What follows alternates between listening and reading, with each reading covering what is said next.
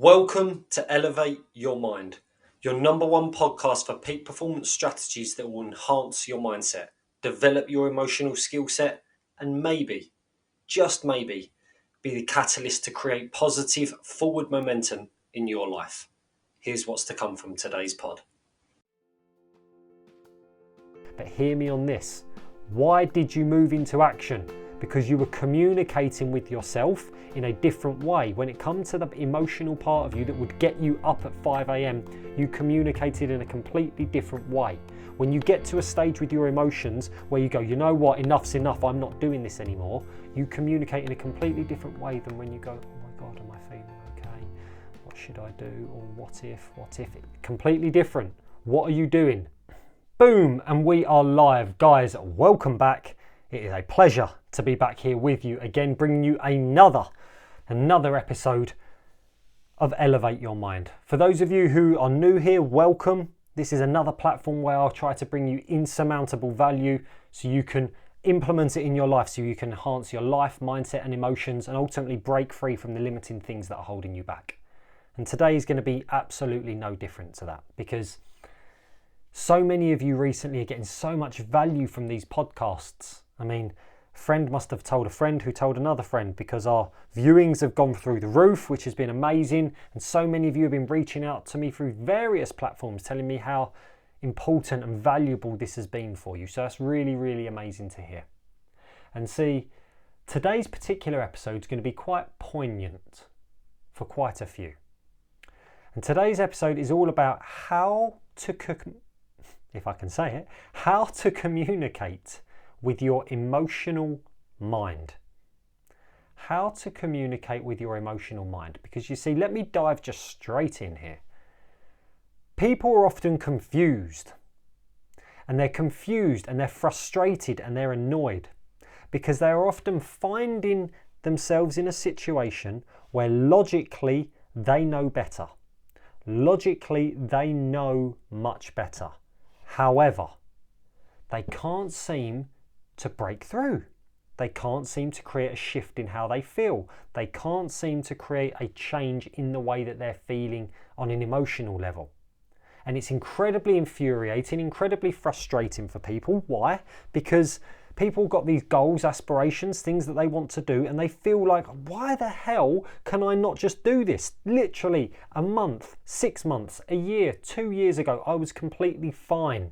Now I'm someone who feels like they can't go driving, they can't leave the house, they can't speak on stage, they can't do whatever it may be, fly on a plane. I'm someone now who limits myself by body scanning 24/7. This is something This is something that people often find themselves in a place of doing and getting frustrated. Why? Well, it's not because they don't know the answers, because as I say, logically they know better. Logically they know there's no issue with them driving in the car. I was speaking to someone earlier today, and someone who's recently started working with me, and they were saying to me that I can drive in my town, I can drive in sort of in and around the vicinity of my area of where I live. But if I leave my county, no, I can't drive. He's like, logically, this makes no sense. And this person, they were really getting frustrated with this situation. Another person who I'd been working with, that they said that they've been able to live a perfectly happy, free, vibrant life, traveling, doing everything that they want under the sun for the last 15, 20 years. And then recently, they've found themselves in a situation where they've had a few instances in their life and it's made them feel quite anxious in some ways. Now they struggle taking their kids to school. And they're like, I've been on holiday all over the world. Now I'm finding it a trouble to take my kids to school. What on earth is going on? I don't know why. This should be simple. And this is the thing where people go, this should be simple. And this is where people get incredibly frustrated with themselves. Thankfully for you, there's a podcast episode directed and dedicated directly to helping this. Made a mouthful of it, but you get the idea.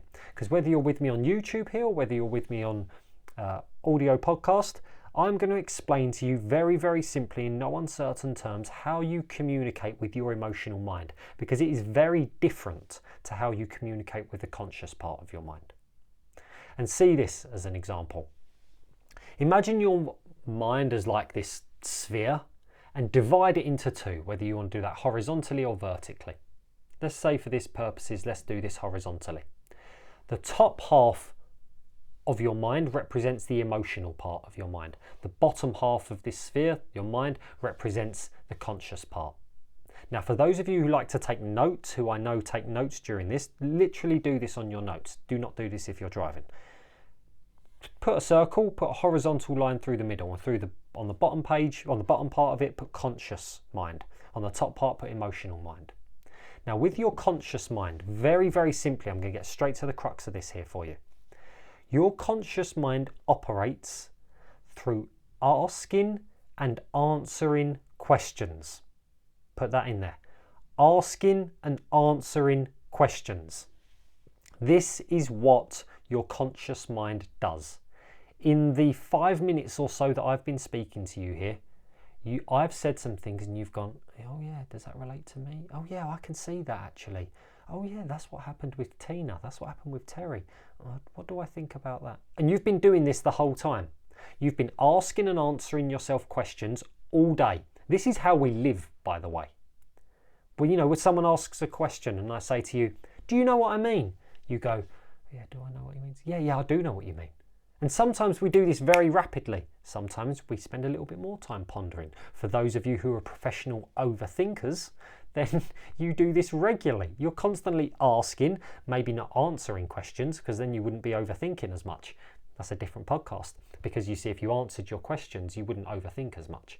But you see, you're asking and answering questions all day, every day, consciously in your mind. Now, watch this. Because let's say you are someone who normally gets up of a morning at 7 a.m. You set an alarm and you get up at 7 a.m. each and every morning. Good on you. Well, guess what? Tomorrow morning, I want you to get up at 5 a.m.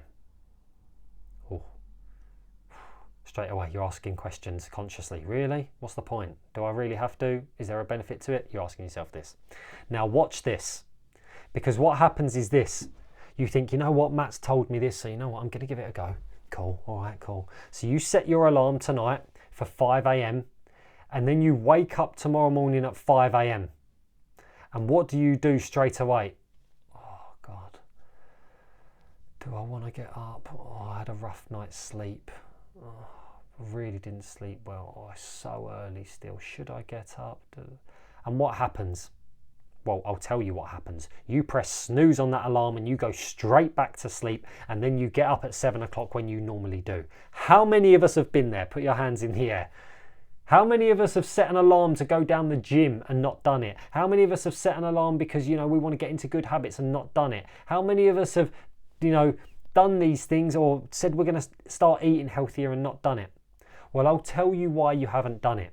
Because to create any behavioural shift within you, it needs to be, long term this is, it needs to be on an emotional level, the emotional part of your mind, the top half of that circle that you've drawn. You are communicating with yourself when you set that alarm at 5 a.m, which needs a behavioural shift, which needs a different emotional way that you approach that through a conscious way. You are doing it and you're communicating through the conscious part of your mind. You're asking and answering your questions straight away, to which case your mind is just going to give you the response that it always does. No, we don't normally get up till 7. You've had a bad night's sleep. Because this is what the mind does. Consciously, it's just there to try and keep you safe, try and keep you secure, take the path of least resistance. You know, shall we go for a bungee jump? Everyone says no. Who's the people that have done it? The people are like, yeah, come on, let's go and do this. Because this is just what we do consciously. It's always there to keep you safe. Shall I take this risk? No. Shall I do this risk? No. Because ultimately, the conscious mind is in place to answer and ask questions I should do it the other way around. Ask and answer questions, but ultimately decipher whether it believes this thing is going to keep you safe or not, keep you secure, keep you in control. It's going to take the path of least resistance. It's a defense mechanism mind that you have. I've told you this before. So you see, when you're trying to create a behavioural shift or an emotional shift, whether that is through getting up at 5 a.m. or changing your emotions, which is a bit of a deeper one, which is the main reason why we're here, you need to communicate with your emotional mind in a different way. In a different way. Not through asking and answering questions. Does this make sense? Conscious. Does this make sense? Because you see, watch this. Stay with me on this one. Stay tuned in to me. Watch this. You go to bed tonight, and tomorrow I ask you again to set your alarm for 5 a.m. But this time I say to you, I'm asking you to set your alarm for 5 a.m. because I've booked for you a trip to the Maldives, 7 nights, all inclusive. I've paid for it for you. Go and enjoy it. The flight's at 10 a.m. but you can't miss it, so you need to be up at 5 a.m. because the cab is going to be waiting outside for you at 5:30. So be up. For those of you saying, oh, I can get ready in 15 minutes, I'll say for 5:15. No, get up at 5. The alarm goes off at 5 o'clock. What do? Some of you are already answering this to me, whether it's on the screen or through your earphones or through your car radio or wherever it is. You're already answering this to me. You're straight up out of bed. Now forget the Maldives for a minute, if you can. Forget the Maldives for a minute. What shifted within you? What shifted? Because when that alarm went off that time, you didn't start asking and answering questions straight away, did you? No, you moved into action. You got up, you was like, right, because I'm heading in this direction. Now, I've done a podcast on this recently about having emotional intentions and having things in place. So go and listen to that. It's probably a couple of episodes ago on my podcast. So that's a big reason. We need to have that thing that makes us want to do that. But hear me on this. Why did you move into action? Because you were communicating with yourself in a different way. When it comes to the emotional part of you that would get you up at 5 a.m, you communicated in a completely different way. When you get to a stage with your emotions where you go, you know what, enough's enough, I'm not doing this anymore, you communicate in a completely different way than when you go, oh my God, am I feeling okay? What should I do? Or what if? Completely different. What are you doing? One of them, you are asking and answering questions. The bottom half of that circle, the conscious mind, asking and answering questions. The top half of that circle is where I want you to put emotional mind. And when you're dealing with the emotional mind, even though you still don't want to get up at 5 a.m, but you will this time. Why? Because of these 3 things. Write them down. Write them down on your piece of paper. Write them down on your forehead. Write them down on someone else's forehead. You communicate with certainty, direction, and authority. Certainty, direction, and authority. And when you communicate with certainty, with direction, and authority, lost my voice there, with the emotional part of your mind, this isn't up for negotiation. This is what we're doing. Like when the alarm goes off at 5 a.m. because you've got that trip to the Maldives. Like when you say enough's enough, I'm not prepared to entertain this emotion anymore. You don't sit there and question it for a couple of days. You make a decision through certainty, through direction, and through authority. You make a commitment through certainty, direction, and authority. You take an action through certainty, direction, and authority, and you follow through with it. And then when you follow through with it, guess what? You create a shift in your actions, you create a shift in your habits and your behaviors and where you are emotionally. If this is the last time you ever hear my voice, for whatever reason, make sure you know this. You must, it's not a nice, you must communicate with your emotional mind with certainty, direction, and authority if you are wanting to take control of the way that you feel long term. End of. End of story. If you do not, and you try to communicate the way that you do consciously with the emotional part of your mind, you will always be banging heads. You will always be fighting an uphill battle. You will always be wrestling with yourself and getting frustrated, like what I said at the start of this podcast. Why are people getting frustrated with their anxious, worry, stressful traits? It's not because they have done anything wrong, it's just that they're communicating in the complete wrong way. It's like me dropping you in the middle of Munich in Germany and telling you to speak Spanish. You're just communicating in the complete wrong way. We need you need to know how to communicate with that emotional part of your mind. And see, when it comes to behaviours or habits or actions or emotions, that all stems from the emotional part of your mind, that top half of that circle that you've drawn. That all stems from the top half of your mind. You might, think about this, think about that, and on a day-to-day basis. And in the short term, you might even ask and answer questions and show willpower to fight against that for a while. Well, guess what? Willpower breaks. Even the strongest, most mentally, emotionally strong people in the world, willpower has a sell-by date. Because sooner or later, willpower will break. And the biggest reason is because they're so headstrong. This is what I call it. They're so headstrong that they can, bat away that question that they're answering, or answer the question. I don't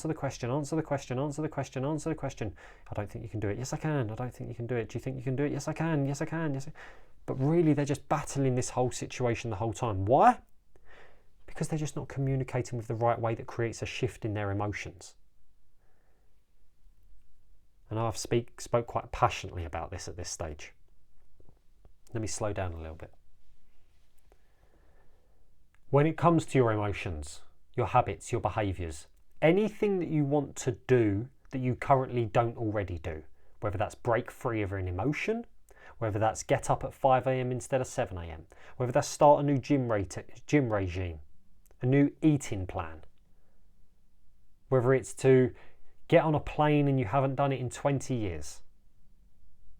It won't come from you asking and answering questions. It will come from you being certain, directive, and authoritative over that emotional part of your mind.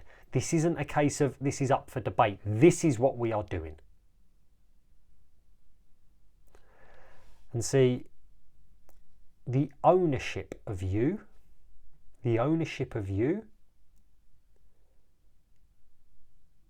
is for you to decide who controls. And what I mean by that is this.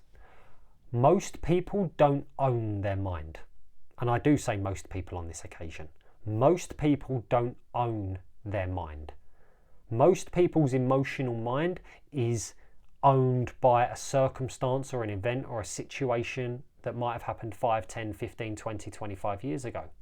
Or most people's emotional mind is owned by the fact that there's that little voice inside their head that owns them, and then they believe that side of them. Most people's emotional part of their mind is owned by the fact that they just choose to buy into limitations and then they live up from that place. That's not the truth of who you are. The truth of who sits here and listens to me right now, who's walking with me in their earphones, or is driving their car and listening to me, or is watching me on YouTube, whatever this may be, the truth of who you are is that you don't need me to tell you that you own your mind. You know that, otherwise you wouldn't be listening to me. We wouldn't have that in synergy with each other. You know that you own you. The reason that you don't always follow through with that is that because you don't take complete ownership of your emotional mind and your mind in general, because you're not always certain, directive and authoritative about the things that you want to do, and you leave it open to questions. And then all of a sudden when the questions come in, the conscious mind starts asking and answering, and that's a defense mechanism mind, and it's not going to give you the answers you want. Can you see the way that this works? Because when you can grasp this, and when you can not only just grasp this, implement this into your life, you will open doors in your mind and in your life where previously there was only walls. Because you will have the chokehold of how you can communicate with the emotional side of yourself. Oh, I'm not sure about doing this. No, this is what we are doing. This is where we are heading. Let's go. If you've worked with me one-to-one ever, you know I talk about the petulant child. That's another way, it's another framework of how I talk about the emotional mind. It's like a petulant child. Oh, I don't want to. Are you sure? No, no, no. And it tries to fart and kick and scream and punch at times to get its own way. Well, as a parent, as a guardian, as the person who owns your mind, it's up to you whether you want the petulant child to run the show, or is the petulant child just, they need to learn. Because guess what? Like any petulant child, they'll try it once, and if they get away with it, they'll do it again and again and again and again, because that's what they've learned. When the petulant child sees that no more, that they don't get their own way when they fart and kick and scream and punch, guess what? They don't do it as much anymore. And then when they realise they don't get their way at all doing that, they find completely different ways. This is exact trait of where I'm saying that your forms of anxiety, of fear, of worry, of doubt, they grow and they grow and they grow because they act as the petulant child. They know how to get their way with you. That's why they grow and they become bigger and bigger and bigger. Well, guess what? That isn't for something just to be managed. That requires a higher level of you to come to the surface. I'm not talking about shouting and screaming over the top of things here. Certain directive and authoritative means how you own that within you. For some people, that just means owning it through their body. Through some people, it means completing an activity. Through others, it might mean doing something radical with themselves to own that part of them that says, this is what we're doing. But you see, long term, I still do this to this day. This isn't a case of like one time 10 years ago in my life, I was like, oh my God, I'm going to be certain, directive and authoritative with myself today. And life changed for me. No. When I set my alarm for 5 a.m, I still have to be the same way. Because we have a defense mechanism mind that is always just trying to keep you, really, but you didn't sleep well. But you know what, you're unsure. But you know what, you're going to go driving, but I'm not sure, you might not be safe. We know logically there isn't a case. That's why we get frustrated with ourselves. That's why when I set my alarm for 5 a.m. and I don't get up, I do get up at 7 a.m, I end up being annoyed with myself. Because I know that that was completely within my realms to be able to do. I didn't allow myself to. Why? Because I didn't communicate with my emotional mind in the right way. I'm going to repeat this for one final time here with you. I'm getting very passionate today, aren't I? I'm going to repeat this one final time with you here. If you want a shift in behaviour, in actions, in habits, in emotions, this all comes from the emotional part of your mind. And to do that, you must be certain, directive, and authoritative with the emotional part of your mind. That is the way that it works, folks. That is the way that it works. And see, for those of you who have been listening to me here, look at your day today. Not even look at your day. Look at the day of those around you.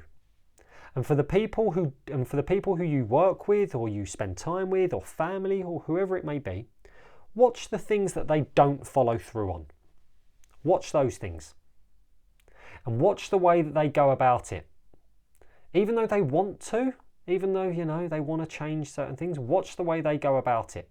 Because they will be asking and answering questions the whole time, and eventually they'll just go into submission and not do it. Because the more you ask and answer questions, the more you nullify your ability to be certain, directive and authoritative with yourself. If I said to you, once, would you like an ice cream? You went, yes, I'd love an ice cream. Great, you would go and get an ice cream. If I said to you, do you want an ice cream? This is a different analogy now, so stay with me. But I said, do you want an ice cream? You said, do I want an ice cream? Yeah. And part of you does want an ice cream, but then you start thinking, calories, and what we need to worry about calories, and could be dairy, and but am I eating later? Do I want an ice cream? You're never going to go for that ice cream now because you've got so many questions answered, unanswered, not sures, all these types of things. All certainty, direction, and authoritativeness has gone. Now you can see why you don't eat ice cream. But if you do want your ice cream, you just go, boom, yes, this is what I'm committing to. This is the truth. This is the truth of who I am. Do I want to drive in the car, go here? Do I want to get up at 5 a.m? Do I want to do these things? Yes, you own that part of you and you're certain, directive and authoritative with the emotional part of your mind. This isn't a click of the fingers and things are going to change, but this is the part that you must start to implement if you want long-term freedom here. And I spoke very passionately to you today very passionately, because I'm very passionate about this particular subject, because I see the amount of frustration where people find themselves in when it comes to the ways that the things that they're facing and the traits that they're in. Because consciously, we know. Consciously, we know. But that's not the way that you break through a habit, behavior, action, or emotion. That only comes from when that top half of that circle that you drew there, the emotional mind, comes from certainty, direction, and authority. And as I say, use this. Play with this. See the best ways that you can get into that state of certainty, to be certain, to be directive, and be authoritative. There's no necessarily manual in sense of do this, do this, do this, because your form of certainty and direction of authority might be different from mine, which might be different from Sally, Sue's, Steve's, and Simon's. So it's for you to want to uncover within yourself what that looks like. But start to own that for yourself, because when you start to own that for yourself, as I say, you'll start to see the breakthroughs that you create when you start to communicate with the emotional part of your mind in this way. And if you wish, guess what? Start small. If you want my personal challenge to you, set your alarm for 5 a.m. tomorrow and give it a go. Why not? Try it. Set your alarm for 5 a.m. tomorrow and give it a go. Even better, set your alarm for 5 a.m. and tag me so I see it. Tag me so I see it. And guess what? You'll tag me so I see it, and everyone else listening to this will know exactly why you've done what you've done, and they'll know that you have taken control of the emotional part of your mind. Because unless you absolutely have to, like we have a Maldives trip, no one generally wants to get up at 5 a.m. But you see, you can put that in place, and then you'll start to train yourself of how you can communicate and take control emotionally. Then when it comes to the other areas of your life that you want to break through, you'll have evidence for yourself of how you do it. Give this a go. Tag me in it on whatever platform you want to. Send it to me, tag me in it. It'll be a great game for you to start to implement. Take control of the emotional part of your mind. Certainty, direction, and authority. This is where we go from here, team. And as always, if there's any questions, you know where to find me. It's an absolute pleasure bringing you this podcast. I look forward to seeing and serving you again extremely soon. It is time to elevate your mind. Take care, guys.